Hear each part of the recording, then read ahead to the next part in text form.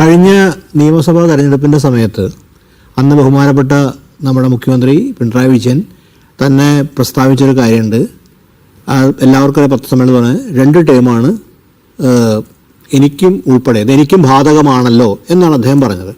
അപ്പോൾ അത് ആ സമയത്തോട് ദീർഘവീക്ഷണത്തോടുകൂടി പറഞ്ഞാണ്. കാര്യം അന്ന് പറയുന്നൊരു കാര്യം, അന്ന് വളരെ പരിചയസമ്പന്നരായിട്ടുള്ള ഒരുപാട് പേര്, അവരൊന്നും അന്ന് 75 വയസ്സിലേക്കൊന്നും കടന്നിട്ടില്ല, അതിന് മുമ്പുള്ള ആൾക്കാരെ മുഴുവൻ മാറ്റി നിർത്തി പുതിയൊരു നേതൃത്വരെ കൊണ്ടുവരിക എന്നുള്ളതായിരുന്നു അന്ന് മുന്നോട്ട് വെച്ച ആശയം.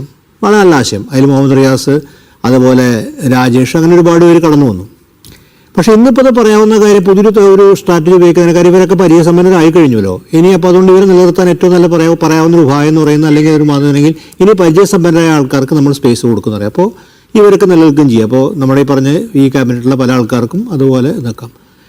അപ്പോൾ അങ്ങനെ ഒരു തന്ത്രം സ്വാഭാവികമായിട്ട് CPM ആവിഷ്കരിക്കുന്നുണ്ട്. പക്ഷേ ജി സുധാകരൻ, തോമസ് ഐസക് തുടങ്ങിയ അവരൊക്കെ ഒരു 75 വയസ്സിന് ശേഷം വീണ്ടും രാഷ്ട്രീയ രംഗത്തേക്ക് വീണ്ടും വരുന്നത് CPM സംബന്ധിച്ചിടത്തോളം വെസ്റ്റ് ബംഗാൾ മാതൃക നോക്കുകയാണെങ്കിൽ പുതിയ ചെറുപ്പക്കാരെ കൊണ്ടുവരിക എന്നുള്ളതായിരുന്നു അന്ന് വെച്ച മാനദണ്ഡം. CPMൻ്റെ രാഷ്ട്രീയ ഘടകങ്ങളെ ഊർജ്ജവൽക്കരിക്കുക.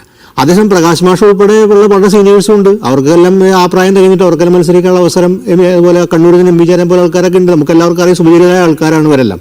അപ്പോൾ അവർക്കെല്ലാം ആ സമൂഹത്തിലും ആ അവരുടെ പ്രദേശങ്ങളിലൊക്കെ വലിയ അംഗീകാരം ഉണ്ട്. അവർക്ക് അവരെ പോലെ ആൾക്കാരുണ്ട്. പക്ഷേ പ്രധാനപ്പെട്ട കാര്യം, ഒരു ധാർമ്മിക സങ്കടമെന്നോ ധർമ്മസങ്കടം എന്നൊക്കെ പറയാവുന്ന ഒരു പ്രശ്നം എൻ്റെ CPMൻ്റെ സമയം അഭിമുഖീകരിക്കുന്നുണ്ട്. CPMൻ്റെ അകത്ത് ഉൾപാർട്ടി ചർച്ച, ഉൾപാർട്ടി ജനാധിപത്യം കമ്മ്യൂണിസ്റ്റ് പാർട്ടിയാണ് പ്രധാനപ്പെട്ടാണ്. പക്ഷേ ഉൾപാർട്ടി ജനാധിപത്യത്തെ വിഭാഗീയതയായിട്ട് ഒരു പൊതുബോധം CPMൻ്റെ അകത്ത് വിലയിരുത്തപ്പെട്ടോ എന്ന കാര്യത്തിൽ സംശയിക്കേണ്ടതുണ്ട്. ഇത് നിരാകരിക്കാൻ വിമർശിക്കാം. പക്ഷേ ഉൾപാർട്ടി ചർച്ച എന്നുള്ളത് വിഭാഗീയതയല്ല. എന്തുകൊണ്ടെന്ന് പറഞ്ഞിട്ടുണ്ടെങ്കിൽ, കേരളത്തിലെ രാഷ്ട്രീയ വിലയെ സംബന്ധിച്ച് CPM വിലയിരുത്തിയ പോലെ കേരളത്തിൻ്റെ ഒരു രാഷ്ട്രീയ ഭരണപരമായ തിരിച്ചടി, അത് ലോക്സഭയാണെങ്കിലും പഞ്ചായത്താണെങ്കിലും അതിൻ്റെ ക്യാമ്പയിൻ മുഴുവൻ നയിച്ചത് ബഹുമാനപ്പെട്ട മുഖ്യമന്ത്രിയാണ്. മുഖ്യമന്ത്രിയുടെ പ്രവർത്തനം വിലയിരുത്തപ്പെടുന്നുണ്ട്. എല്ലാ തെരഞ്ഞെടുപ്പിലും മുഖ്യമന്ത്രിമാരുടെ പ്രവർത്തനം വിലയിരുത്തപ്പെടുന്നുണ്ട്. പ്രത്യേകിച്ച് മുഖ്യമന്ത്രി കൈകാര്യം ചെയ്യുന്ന ആഭ്യന്തര വകുപ്പ് വിലയിരുത്തപ്പെട്ടിട്ടുണ്ട്.